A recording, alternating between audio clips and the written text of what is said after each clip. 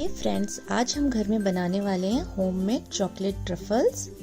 आज आप देखेंगे कि कितनी आसानी से मार्केट जैसी चॉकलेट बिल्कुल घर में बनके तैयार हो जाती है और इसे आप घर में बच्चों के लिए बना सकते हैं। बच्चे तो बहुत ही खुश हो जाएंगे, या तो आप किसी अपने फैमिली और फ्रेंड्स को गिफ्ट करने के लिए भी बना सकते हैं। चलिए इसकी रेसिपी देख लेते हैं और इसे बनाना स्टार्ट कर देते हैं। सबसे पहले हम कैरेमल बना लेते हैं। तो मैंने यहाँ एक नॉनस्टिक पैन ले लिया है और ये थोड़ा सा गहरा पैन है, तो आप इसी तरह का कोई गहरा पैन आप ले लीजिए। और मैं आपको सजेस्ट करूँगी कि कैरेमल बनाने के लिए आप नॉनस्टिक पैन का ही इस्तेमाल करें।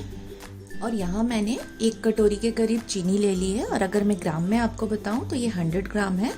और इस पैन में अब हम इस चीनी को थोड़ा सा फैला के डाल लेंगे और आंच को मैंने मीडियम कर दी है। अब चीनी का अब हम घुलने का वेट करेंगे। और चीनी को हम बिल्कुल भी टच नहीं करेंगे, वो जैसे जैसे धीरे धीरे गर्म होती जाएगी वो अपने आप मेल्ट हो जाएगी। देखिए करीब 1.5 से 2 मिनट के बाद चीनी हल्की हल्की मेल्ट होने लगी है साइड से। अब हम चीनी को हल्का सा चला लेंगे ताकि एक तरफ से चीनी ना जल जाए।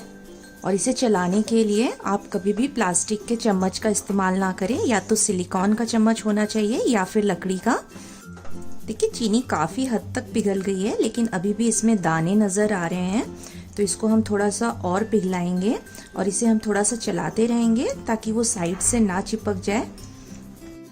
देखिए चीनी पूरी तरह से पिघल गई है और कलर भी इसका बहुत अच्छा आ गया है। आंच को मैंने कम रखा हुआ है। चीनी बहुत जल्दी जल जाती है, इसका बात का ध्यान हमें रखना पड़ेगा। जब चीनी पूरी तरह पिघल जाए तो मैं इसमें ऐड करूंगी 2 क्यूब बटर, और इसे भी अब हम पिघला लेंगे इसमें, और इसे हम चलाते हुए ही पिघलाएंगे। और बटर जैसे ही पिघल जाएगा हम इसमें आधा कटोरी क्रीम ऐड करेंगे, क्योंकि हमने इसमें 1 कटोरी चीनी डाली है, इसके लिए मैं इसमें आधा कटोरी क्रीम ऐड करूंगी। और जब हम क्रीम ऐड करेंगे तो इसे हमें चलाते रहना है।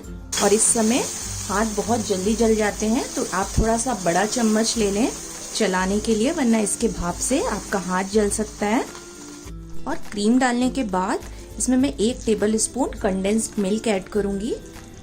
कंडेंस्ड मिल्क डालने से ये होगा कि कैरेमल का टेस्ट तो बहुत ही अच्छा हो जाता है, प्लस इसकी कंसिस्टेंसी भी बहुत अच्छी बनी रहती है। तो इस तरह से मैं इसमें मिला दूंगी और इसे हम चलाते रहेंगे। इसका चलाना आप बंद मत करिएगा।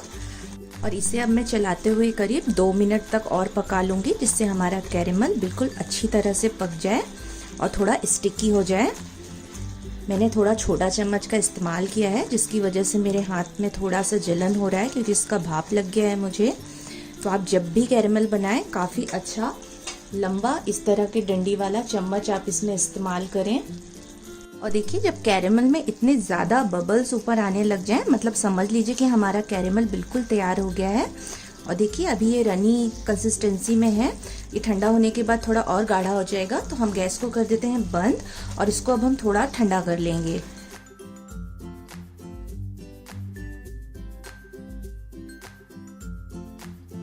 अब हम चॉकलेट का काम कर लेते हैं। तो मैंने यहाँ 100 ग्राम के करीब डार्क चॉकलेट ली है, जिसे बिल्कुल छोटे छोटे टुकड़ों में काट लिया है। और ये रूम टेम्परेचर पर है। मैंने फ्रिज से इसको काफी देर पहले निकाल लिया था। जब हम चॉकलेट मेल्ट करते हैं तो वो बहुत ज्यादा जरूरी होना चाहिए कि वो रूम टेम्परेचर पर हो। मैं इसे डबल बॉयलर मेथड से इसे मेल्ट करने वाली हूँ। अगर आप इसे माइक्रोवेव में मेल्ट करने वाले हैं तो आप इसे करीब 30 से 40 सेकेंड तक के लिए चला लीजिए। मैंने यहाँ एक गंज में करीब 1 गिलास पानी गर्म होने के लिए चढ़ा दिया है। पानी जैसे ही उबलने लग जाएगा हम चॉकलेट वाला बाउल इसके ऊपर रख देंगे, और नीचे की भाप से हमारा जो ये बाउल में चॉकलेट है वो मेल्ट होने लग जाएगी थोड़ी ही देर में। और थोड़ी ही देर में चॉकलेट इस तरह से पिघलने लग जाएगी।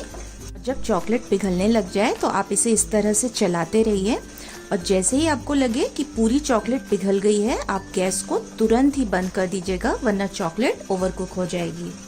चलिए मुझे लग रहा है कि ये चॉकलेट पूरी पिघल गई है, तो मैंने गैस को तुरंत ही बंद कर दिया है और इसे अब हम आंच से हटा लेते हैं।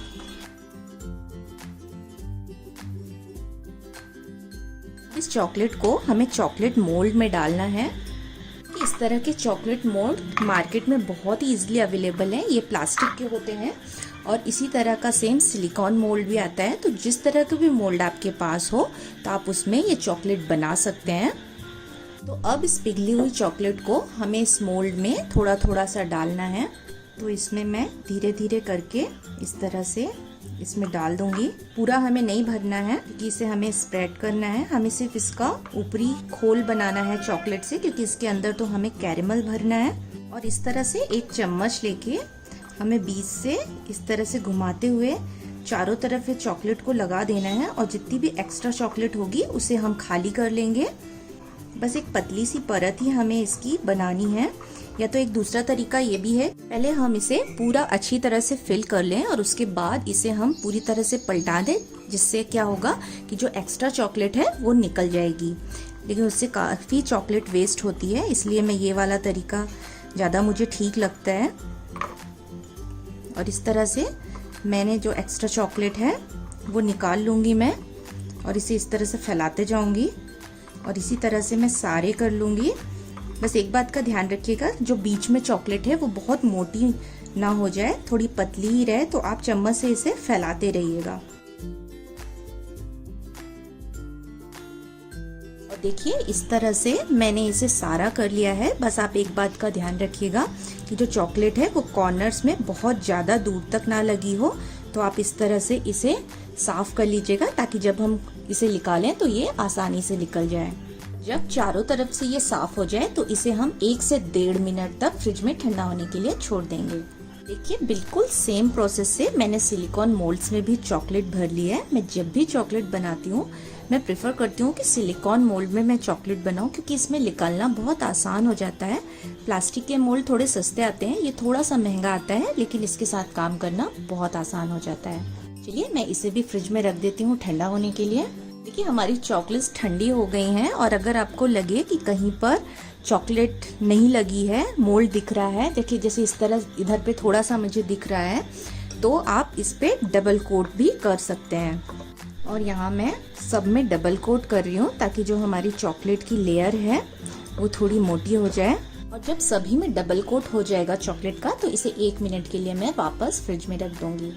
देखिए मैंने इसे फ्रिज से निकाल लिया है, ये ठंडा हो गया है। और जैसे ही ये ठंडा होगा, देखिए ये बिल्कुल आसानी से इस तरह से निकल जाएगा। लेकिन अभी हमें इसे निकालना नहीं है, इसमें हमें कैरेमल भरना है। और ये आ गई है हमारे कैरेमल की। देखिए कैरेमल ठंडा हो गया है और कितना अच्छा स्टिकी भी हो गया है। तो मैं इसे एक पाइपिंग बैग में भर लूंगी। आप चाहे तो इसे चम्मच से भी भर सकते हैं, लेकिन पाइपिंग बैग से इसे भरना बहुत आसान हो जाएगा।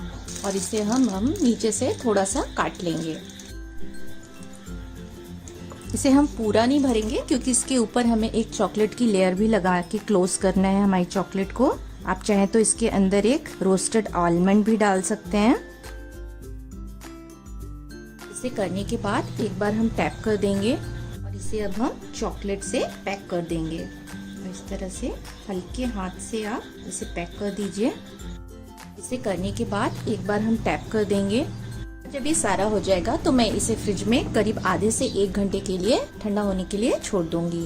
और इतनी ही देर में जो चॉकलेट के अंदर हमने कैरेमल भरा है वो भी सेट हो जाएगा। देखिए चॉकलेट हमारी बिल्कुल सेट हो गई है। इसे फ्रिज से मैंने निकाल लिया है। अब इसे इस मोल्ड से कैसे निकालना है वो मैं आपको दिखाती हूँ। तो ये जो मोल्ड के ये बीच का भाग है, इसका पीछे, तो आप हाथ से एक उंगली से हल्का सा पुश करके दोनों थंब से इसे सामने से इस तरह से उठाइए। तो देखिए ये कितनी आसानी से निकल जाती है। और देखिए कितनी सुंदर चॉकलेट बनी है। और इसी तरह से हम सारी निकाल लेंगे। दूसरा तरीका इसका ये है निकालने का कि आप इस मोल्ड को पलटा लीजिए। देखिए कितनी आसानी से सारी चॉकलेट निकल गई। चॉकलेट हमारी कितनी अच्छी तरीके से तैयार हो गई है। अब आप चाहें तो इसे ऐसे ही सर्व कर सकते हैं, लेकिन मैं इसे थोड़ा सा, मेरे पास कैरेमल बचा हुआ है तो मैं इसको थोड़ा सा डेकोरेट करूँगी। तो कैरेमल मैंने एक पाइपिंग बैग में भर लिया है और बस इस तरह से मैं थोड़े से इसमें लाइंस बना दूंगी। आप चाहें तो इसे डेकोरेट करने के लिए वाइट चॉकलेट, डार्क चॉकलेट या किसी भी तरह का डेकोरेशन आप यूज कर सकते हैं। तो देखा आपने कितनी आसानी से हमने इस कैरेमल चॉकलेट ट्रफल को घर में बना के तैयार कर लिया। बस आप इसे घर में जरूर ट्राई करिए और अपने फैमिली और फ्रेंड्स की तारीफें पाइए। चलिए एक चॉकलेट हम टेस्ट करके देखते हैं।